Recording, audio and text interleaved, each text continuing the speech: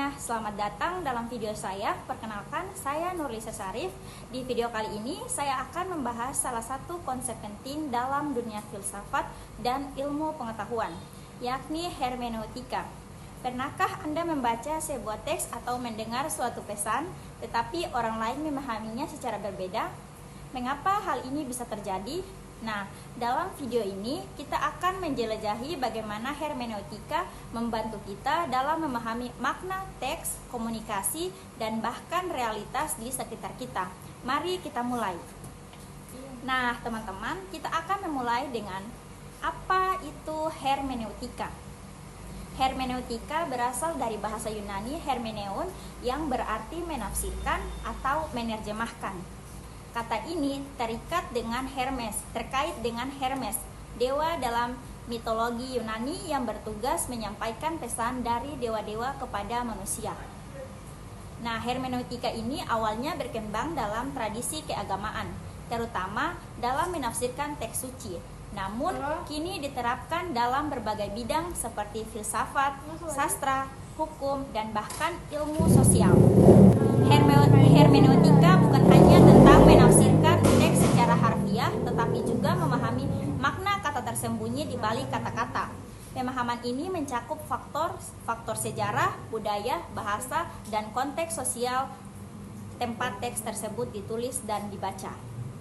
Selanjutnya kita masuk pada sejarah singkat hermeneutika. Yang pertama, hermeneutika klasik, yaitu pada zaman Yunani kuno dan abad pertengahan. Pada zaman Yunani kuno, hermeneutika terutama digunakan dalam penafsiran karya sastra dan metodologi. Plato dan Aristoteles membahas bagaimana bahasa dapat mengandung makna tersembunyi. Nah, di era Kristen awal dan abad pertengahan, hermeneutika berkembang dalam menafsirkan Alkitab. Misalnya, Santo Agustinus dan Thomas Aquinas mengembangkan metode tafsir yang mencakup pendekatan literal, moral, alegoris, dan anagogis. Yang kedua yaitu hermeneutika pada era modern, yaitu pada abad ke-19 sampai dengan awal ke-20. Nah, pada masa ini hermeneutika mulai dipandang sebagai metode ilmiah dalam memahami teks, terutama dalam ilmu sosial dan filsuf. Wilhelm Dilthey membedakan antara ilmu alam atau yang menjelaskan fenomena berdasarkan hukum universal dan ilmu sosial atau yang memahami makna dalam konteks sejarah dan budaya. Yang ketiga yaitu hermeneutika kontemporer, yaitu abad ke-20 sampai dengan sekarang. Pada abad ke-20, pemikiran tentang hermeneutika semakin berkembang. Filsuf seperti Martin Heidegger dan Hans Georg tidak hanya menekankan interpretasi teks, tetapi juga melihat hermeneutika sebagai cara manusia memahami dunia. Dalam perkembangan selanjutnya, Jürgen Habermas dan Paul Ricoeur membawa hermeneutika ke dalam kritik ideologi dan pemahaman sosial yang lebih luas. Selanjutnya kita masuk pada pendekatan dalam hermeneutika. Yang pertama yaitu hermeneutika klasik. Hermeneutika klasik ini awalnya berfokus pada interpretasi teks keagamaan seperti Alkitab atau Al-Quran. Dalam tradisi Kristen, metode tafsir dikembangkan oleh Santo Agustinus yang menekankan pemahaman literal, moral, dan alegoris terhadap teks suci. Nah, seperti contohnya yaitu interpretasi literal, yaitu memahami teks sesuai dengan arti harfiahnya. Yang kedua yaitu interpretasi alegoris, yaitu mencari makna simbolis dalam teks. Selanjutnya yaitu interpretasi moral, itu menemukan pesan etis di dalam teks. Ada juga interpretasi anagogis, yaitu memahami teks dalam konteks spiritual atau eschatologis. Dalam Islam, tafsir Al-Quran berkembang dengan berbagai metode, seperti tafsir bi al-Ma'sur berdasarkan hadis dan perkataan sahabat, dan tafsir bi al-Rayi berdasarkan akal dan analisis filosofis. Yang kedua, hermeneutika filosofis. Nah, hermeneutika filosofis ini yang pertama dikemukakan oleh Friedrich. Selanjutnya yaitu Martin Heidegger. Heidegger memperluas hermeneutika menjadi sebuah metode eksistensial. Baginya hermeneutika bukan hanya tentang menafsirkan teks, tetapi juga tentang bagaimana manusia memahami dunia. ia memperkenalkan konsep desain yang berarti keberadaan manusia yang selalu dalam proses memahami dirinya sendiri dan dunianya. Contohnya yaitu seorang filsuf tidak hanya membaca sebuah buku filsafat, tetapi juga menempatkan dirinya dalam pengalaman hidup yang sesuai dengan pemikiran buku itu. Selanjutnya yaitu ada Hans Georg dan Gadamer. Gadamer mengembangkan konsep fusi cakrawala, atau yang berarti bahwa pemahaman terjadi ketika cakrawala makna pembaca bertemu dengan cakrawala sejarah teks. Ini berarti tidak ada interpretasi yang benar-benar objektif. Semua pemahaman selalu dipengaruhi oleh perspektif pembaca. Contohnya yaitu pembaca modern mungkin memahami novel Laskar Pelangi secara berbeda dari seseorang yang hidup di tahun 1980-an karena perbedaan konteks sosial dan budaya.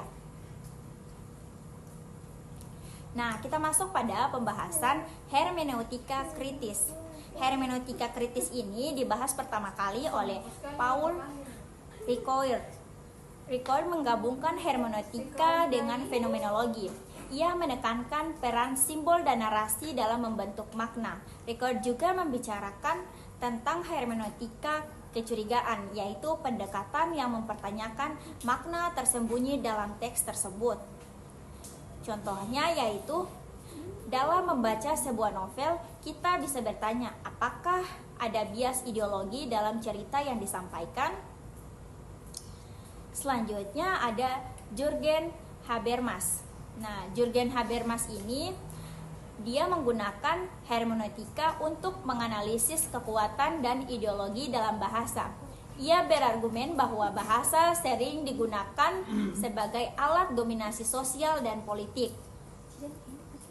Contohnya yaitu wacana politik seringkali dikemas dengan istilah yang tampaknya netral, tetapi sebenarnya mengandung kepentingan tertentu. Selanjutnya yaitu hermeneutika postmodern.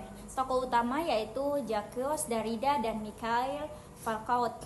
Derrida mengembangkan konsep dekonstruksi, yaitu membongkar struktur teks untuk mengungkap kontradiksi dan makna tersembunyi. Foucault menganalisis bagaimana wacana dalam teks itu mencerminkan kekuasaan dan struktur sosial. Contohnya yaitu sebuah berita di media massa bisa dianalisis untuk melihat bagaimana bahasa digunakan untuk membentuk opini publik. Nah, termasuk pada pengaplikasian hermeneutika dalam berbagai bidang. Yang pertama itu dalam studi agama. Tafsir Al-Quran atau Injil dengan mempertimbangkan konteks sejarah dan budaya. Yang kedua, di dalam sastra itu memahami novel atau puisi dengan meneliti latar belakang penulis dan simbolisme dalam teks. Yang ketiga, dalam ilmu sosial, menafsirkan fenomena sosial seperti propaganda politik atau budaya populer. Yang keempat, dasar hukum. Nah, dasar hukum ini memahami teks hukum dalam hukum, memahami teks hukum dengan mempertimbangkan niat pembuat hukum dan konteks sosialnya.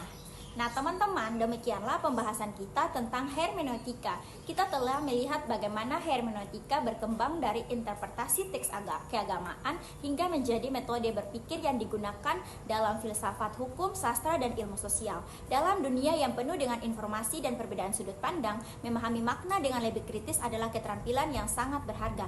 Teruslah berpikir terbuka, kritis, dan reflektif dalam membaca dan menafsirkan teks di sekitar kita. Terima kasih telah menyaksikan video saya sampai selesai. Nantikan pembahasan selanjutnya. Wassalamualaikum warahmatullahi wabarakatuh. Waalaikumsalam.